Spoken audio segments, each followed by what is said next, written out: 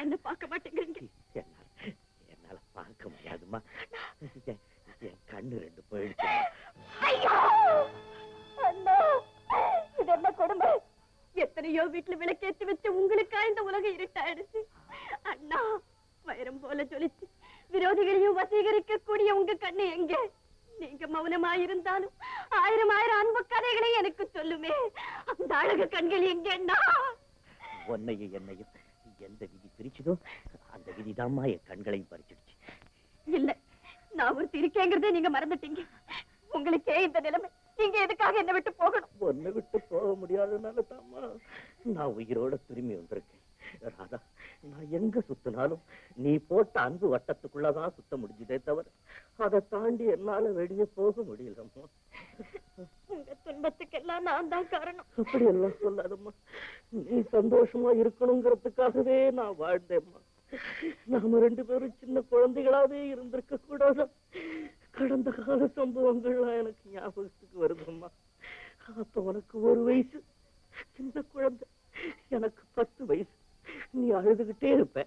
உன்னையும் மடியில தூக்கி உட்கார வச்சுக்கிட்டு கைவீசம்மா கைவீசு, கடைக்கு போகலாம் கைவீசு, முட்டாய் வாங்கலாம் கைவீசு.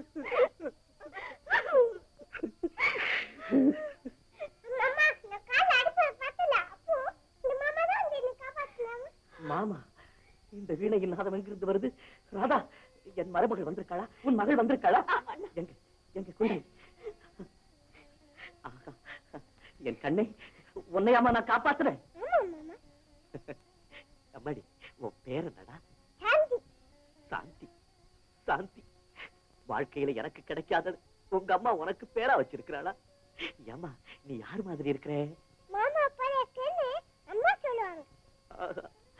சாந்தி. டேய் செல்வம், டேய் செல்வம், எங்கடா இருக்க? யார் பாத்தியாடா? உங்க அத்தைடா.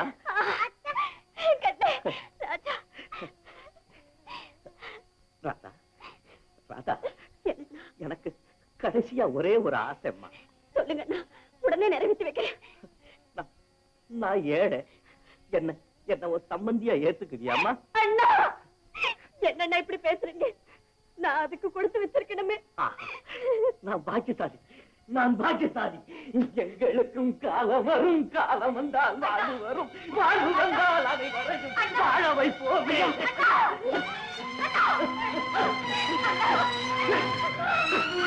அண்ணா,